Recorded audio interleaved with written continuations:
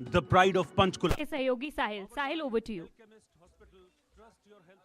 हरियाणा की बात की जाए तो हरियाणा 3 चीजों से जाना जाता है, किसान, जवान और पहलवान। आज हम किसानों के मुद्दे पर बात करेंगे और इस सबसे बड़े मंच पर इंडिया न्यूज के हमारे साथ हरियाणा के कृषि मंत्री श्याम सिंह राणा जी मौजूद है। श्याम सिंह राणा जी, आपका बहुत बहुत स्वागत है इंडिया न्यूज के मंच पर। आज हम किसानों से जुड़े मुद्दों पर बात करेंगे। पहला सवाल मेरा किसानों से ही है कि किस तरीके से सरकार जो है वो किसानों की आय दुगने करने के लिए क्या कुछ कदम उठा रही है, किस तरीके से आप किसानों की जो आय है वो दुगनी करने जा रहे हैं। सबसे पहले तो मैं आपका धन्यवाद करता हूँ कि आपने हमारे को बुला के इतना बड़ा सम्मान दिया। और आज किसान होने के नाते से और सरकार में कृषि मंत्री होने के नाते से आप जो किसानों के बारे में चर्चा की आज आपने पहला सवाल किया, भाई किसानों की आय दुगनी कैसे करेगी सरकार। लेकिन पहले तो ये पता हमने करना जरूरी है, भाई भारतीय जनता पार्टी की सरकार 2014 में आई, उस समय किसान की आमदन कितनी थी, वही तो दुगनी करनी है ना। पहले तो ये पता करेंगे हम 2014 में हमारे किसानों की आय एवरेज कितनी थी। हमारे यहाँ खेती कृषि प्रधान देश है भारतवर्ष, और हरियाणा भी कृषि प्रधान प्रदेश है। मैं समझता हूँ यहाँ हमारी जो आम फसलें हैं, जो जनरल गांव के लोग करते हैं, मेन फसल धान की है, गेहूं की है, और उसके साथ साथ बाजरा भी है, कपास भी है, और सरसों की फसल भी होती है। अब जनरल फसलें, 2 बड़ी फसलें जो हैं वो धान और गेहूं की होती है। पहले हम चर्चा ये करना चाहते हैं आपसे, भाई 2014 में 1 एकड़ में धान की फसल से हमारे को क्या बचत थी, वही तो हमने दुगनी करनी है। 10 साल में मोदी जी का जो विजन है हमारे देश के प्रधानमंत्री जी का, जब वो सरकार में आए तभी उन्होंने कहा था मैं किसानों की फसल दुगनी करने का प्रयास कर दूंगा। हमने सबसे पहले, मैं किसान होने के नाते से आपसे ये बात जानकारी देना चाह रहा, क्योंकि मैं खुद खेती करता हूँ। भाई सबसे पहले जब धान की फसल हम करने के लिए पौध बोते हैं और फिर उसके बाद फिर हम खेत की जुताई करते हैं। अब 2014 में जो हमारी मशीनरी थी वो जैसे अब मशीनरी है, अब उसमें सुधार है। पहले मशीनरी का जो खर्चा था वो ज़्यादा था, तेल भी ज़्यादा लगता था। 2014 में टर्बो इंजन आ गया तो उसमें कुछ फ़ायदा होने लगा, पावर भी बढ़ गई और खेत को कल्टीवेट करना आसान भी हो गया। 2014 के अंदर जो डीजल था खेत को तैयार करने के लिए और मंडी में फसल ले जाने तक, मेरे हिसाब से जैसे मैंने खेती की तो 35 लीटर डीजल खर्च आता था 1 एकड़ में।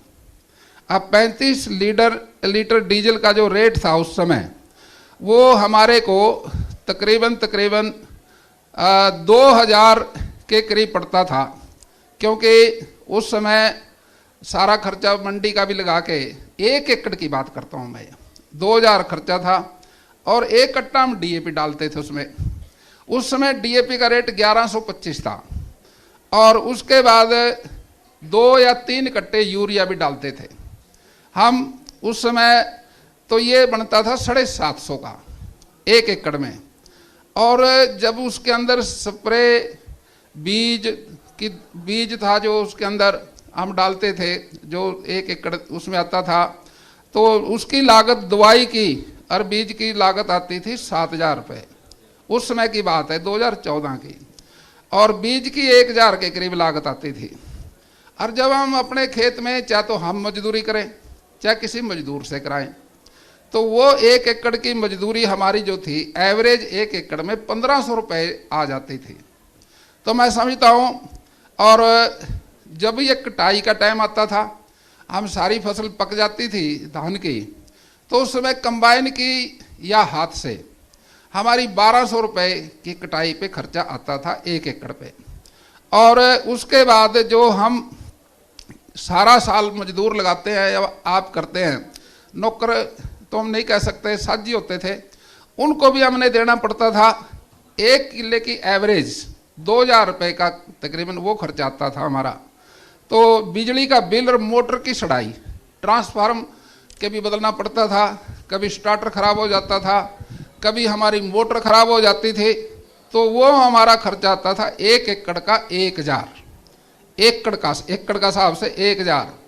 और जब ट्रैक्टर की किस्त देने की बात आती थी, ट्रैक्टर हम लोन पे लेते हैं या अपने पैसे से ले तो भी खर्चा, लेकिन ट्रैक्टर की जो हमारी 1 एकड़ का खर्चा था वो 6000 रुपये आता था 6 महीने का।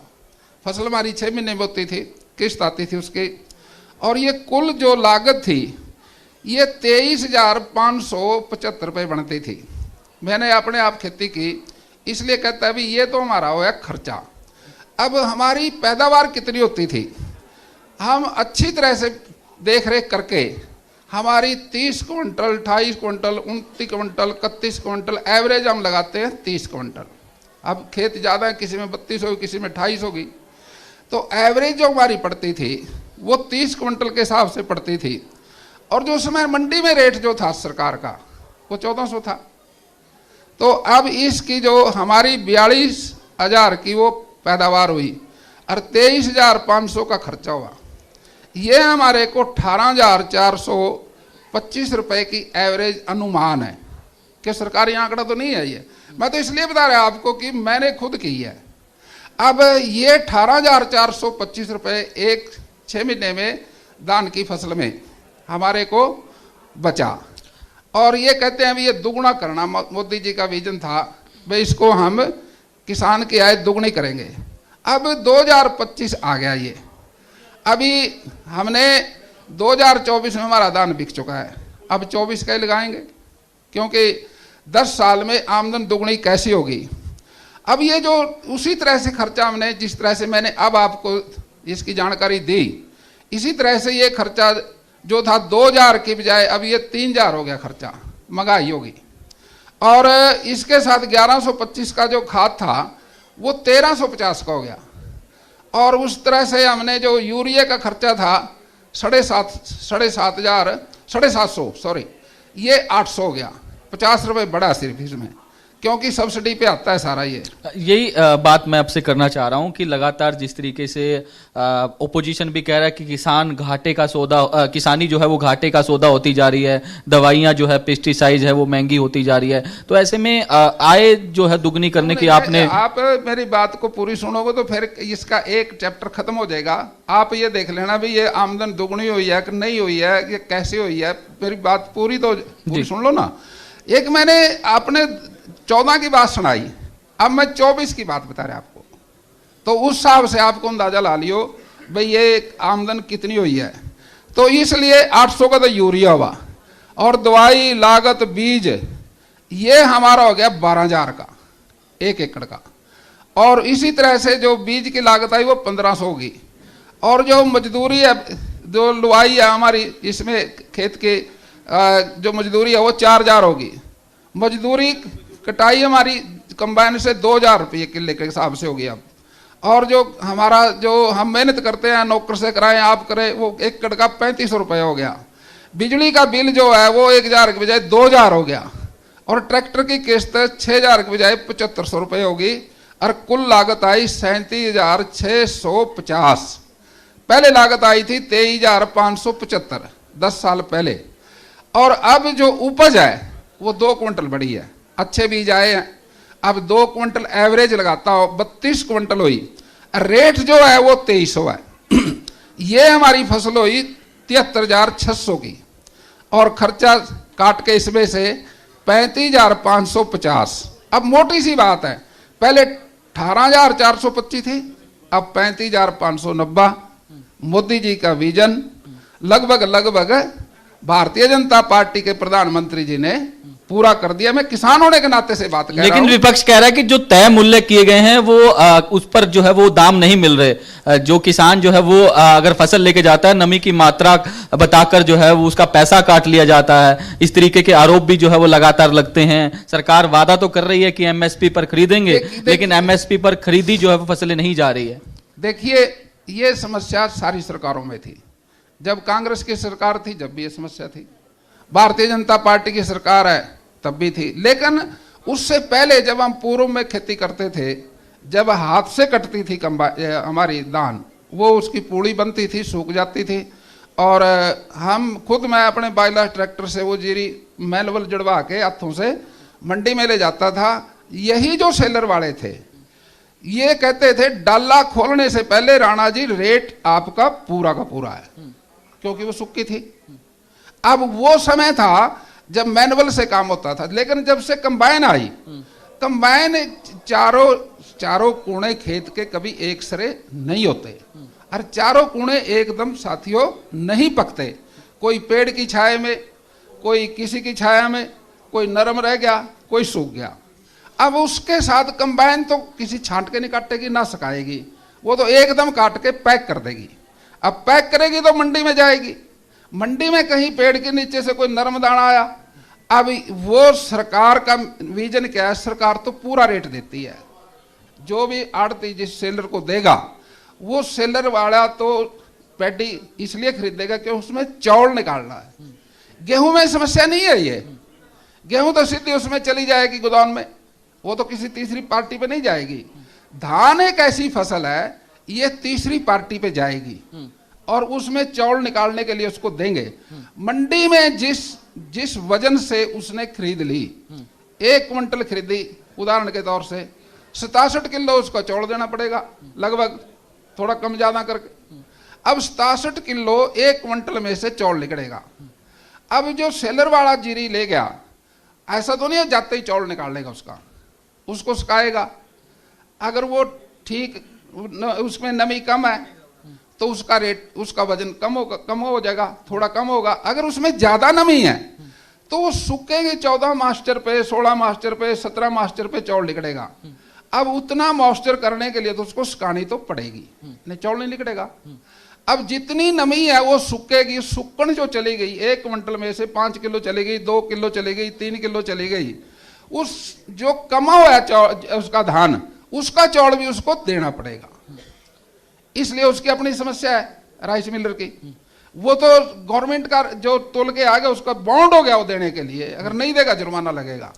अब वो कहता है अभी मैं नवी वाली धान खरीद के मेरे को नुकसान हो जाएगा, मैं इसलिए वो कतराता है। सर, हरियाणा में कई इलाकों में सेम की समस्या जो है वो लगातार जो है वो बढ़ती जा रही है, तो इसको लेकर कोई सरकार कदम उठा रही है कि सेम की समस्या का समाधान जो है वो निकाला जाए, डिपार्टमेंट के अधिकारियों के साथ बातचीत करिए, क्योंकि किसान जो है वो काफ़ी परेशान है। तो उसको लेकर क्या कुछ कदम जो है वो आपकी सरकार जो है वो उठाने जा रही है ताकि सेम की समस्या जो है वो ठीक हो जाए और किसान जो है अपनी ठीक ठाक जो है वो खेती कर पाए? देखिए, ये सवाल आपने बहुत अच्छा पूछा, सवाल तो वो भी ठीक था। ये हमारा प्रदेश 22 जिले हैं, 22 जिलों के अंदर 13 जिलों के अंदर सेम की समस्या थी है, और जिसमें से 3 जिलों के अंदर हमारे डिपार्टमेंट ने ये घोषित कर दिया अभी 3 जिलों की तो सेम खत्म होगी।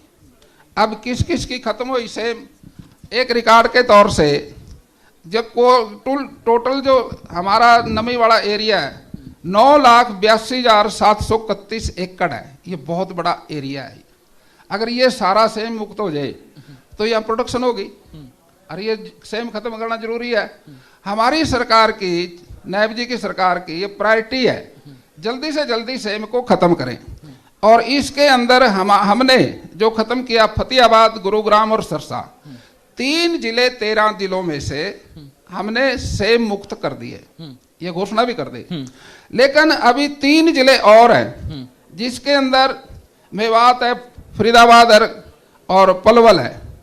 ये तीनों जिले जल्दी मुक्त हो सकते हैं, जिसमें से हम कोशिश करेंगे हम इनको जल्दी से जल्दी मुक्त करें। 3 और 3 6 7 जिलों के अंदर सेम का असर ज्यादा है, जिसमें रोहतक है, झज्जर है, सोनीपत है, भिवानी है, हिसार है और जींद है, चरखी दादरी है। इन जिलों में सेम है, लेकिन सबसे ज्यादा सेम रोहतक में है। 2,52,399 एकड़ में सेम है। कोई टारगेट भी जो दिया है बची है। अधिकारियों को टारगेट दिया है कि कब तक इस समस्या का समाधान जो है वो किया जाए? कोई डेडलाइन आपने देखिए, ये समस्या का समाधान कंटिन्यूस प्रोसेस है। अभी जो सेम थी टोटल, मैंने आपसे एक बात की, 9,82,731 में सेम थी। अभी जो प्रयास करने के बाद 8,24,657 में बची है। 1 लाख एकड़ से ज्यादा प्लस हमने सेम को 1 लाख के आसपास हमने सेम को खत्म किया। 1 लाख से कम है वैसे, जो हमने प्रयास करके खत्म कर दिया। वहां फसल होती है, अच्छी फसल होती है। और हर साल हमने टारगेट रखते हैं, भाई हम इस जिले को हम एक जिले को लेके काम तो हम सारे में करेंगे, लेकिन एक जिला तो निश्चित तौर से हर साल से मुक्त करेंगे। तो इसमें से हमने जो अभी चुना पलवल, मेवात, फरीदाबाद में से हम एक जिला मुक्त करेंगे इस सीजन में भी। और लगातार हर जिले में सेम का प्रोसेस, हमारे ट्यूबवेल लगे हैं, सोलर लाइट से वो चलते हैं, पानी को खींचते हैं। और गर्मी के सीजन में थोड़ा आसान हो जाता है सेम को खत्म करना। पहले भी बहुत जिलों में सेम थी, लेकिन सोलर लाइट के साथ साथ बिजली के भी ट्यूबवेल अगर लगते हैं लगातार, वो हम जल्दी सेम को खत्म कर देंगे। कहीं नाला भी खोद के हमने निकालना पड़ा, ड्रेनेज छोटी मोटी, तो उससे भी सेम जल्दी खत्म हो जाएगी। राणा जी, जिस तरीके से हरियाणा सरकार पराली न जलाने वाले किसानों को प्रोत्साहन राशि देती है 1,000 रुपये प्रति एकड़, तो किसानों की मांग है कि उस राशि को जो है वो सरकार बढ़ाए, क्योंकि जब सुप्रीम कोर्ट में पिछले दिनों सुनवाई थी तो सुप्रीम कोर्ट ने अप्रिशिएट किया था जो हरियाणा की प्रणाली है उसको लेकर, और ये भी कहा था कि हरियाणा जो है वो पंजाब को बताए कि किस तरीके से वो किसानों को जो है पराली न जलाने को लेकर जो जागरूक कर रहा है, तो अप्रिशिएट किया था किसानों को। तो क्या इनकी राशि जो है वो बढ़ाई जाएगी? क्या काम सरकार जो है वो पराली प्रबंधन को लेकर कर रही है? देखिए, ये जो पराली का मामला है, पराली इतनी जरूरी है हमारे लिए। हमारे पूर्वजों जो जैसे कलर थे पहले बहुत ज्यादा, हमारे पूर्वजों ने क्या काम किया था, पराली लाते थे और कलर में जो एकड़ का बनाते थे, 1 किले की डोल निकाल के पराली उसमें घेरते थे, फिर पानी छोड़ते थे। और पराली कलर को खत्म कर देती है। और फिर उसमें बरसीन बोते थे, और बरसीन से पराली से सेम को इसको कलर को खत्म किया, और उससे खेत उपजाऊ हो गया। उस समय सरकार की कोई मदद भी नहीं थी, लेकिन जिप्सम दिया करते थे। और उस समय वो हमने बहुत सारा एरिया, मैं समझता हूँ भी इतना काफी एरिया हमने उपजाऊ कर दिया था हमारे किसान भाइयों ने, लेकिन उनका इंटरेस्ट था उस समय। लेकिन अब पराली सरकार, जो सुप्रीम कोर्ट इस बात के लिए चिंतित रहती है, दिल्ली की सरकार भी पिछली बार चिंतित थी, भाई हरियाणा और पंजाब के किसान पराली में आग लगाते हैं और उससे पॉल्यूशन फैलता है। हमारा विजन अब तो यही है, पर्यावरण भी बचे, और हम समझते हैं भाई पराली में आग नहीं लगनी चाहिए। पराली में हमने किसान भाइयों को पूरे प्रदेश में, एक किसान भाई इस बात को समझते हैं, जिसकी जमीन करड़ी है, हम उसको डक्कर बोलते हैं, वो पराली को खेत में खपाता है। और पराली में खेत में खपने से वो उपजाऊ हो जाती है और नरम हो जाती है, और उसकी तासीर बदल जाती है जमीन की, करड़ी से पोली हो जाती है। और जिन भाइयों ने, हमारे किसान भाई इतने समझदार हैं, पराली को अब खेत में खपाने लगे। अब मशीनरी भी अच्छी आ गई, अब हमारे सुपर सीडर आ गया, सुपर सीडर से पराली को हम खेत में खपा देते हैं और बुआई भी साथ हो जाती है। पराली से हमारे को खाद की मात्रा फिर कम देनी पड़ती है। अगर हम इस बात पे आ जाए, पराली का सदुपयोग करें, खेत को आत्मनिर्भर बना दें, खेत में से अनाज ले लें, वेस्टेज ना लें, वेस्टेज में आग ना लगाएं, और पराली को खेत में खपा दें। अगर, लेकिन एक दिक्कत आती है, कई बार हमारे साथी जो किसान भाई, वो जीरी के बाद तुरंत आलू लगाते हैं, उनको खेत साफ चाहिए। अगर वहां पर बेंडिंग वाली मशीन उपलब्ध हो जाती है साथ ही साथ आसपास, फिर तो पराली ठीक हो गई। नहीं तो उनको मजबूरी में कई बार किसान अपने खेत में आलू लगाने के लिए जल्दी कर जाता है कहीं ना कहीं, और वो अनफेयरमेज हो जाता है, गलत बात हो जाती है। हमारी सरकार प्रोत्साहन देती है 1,000 रुपया 1 एकड़ में, किसान चाहे खेत में खपाए, चाहे उसकी बेंडिंग करे, और वो उसमें आग ना लगाए, उसकी उसने हमारे सूचना देनी है सरकार को, फोटो उतार के 1,000 रुपया उसके खाते में डलेगा, वो भी पोर्टल पे आएगी बात। अब इसको बढ़ा के 1,500 रुपये करने की योजना है। शुक्रिया हमसे बातचीत करने के लिए। तो श्याम सिंह राणा हरियाणा के कृषि मंत्री हैं, जिन्होंने तमाम मुद्दों पर जो है वो बातचीत की और किस तरीके से किसानों की आय दुगनी की जाएगी, सेम की समस्या को दूर किया जाएगा, इन तमाम सवालों पर बेबाकी से श्याम सिंह राणा जो हरियाणा के कृषि मंत्री हैं उनकी ओर से जवाब जो है वो दिया गया है। तो अब फिलहाल एक छोटा सा ब्रेक लेंगे, ब्रेक के बाद अगले सेशन की शुरुआत की जाएगी। Presented by The Sky Heights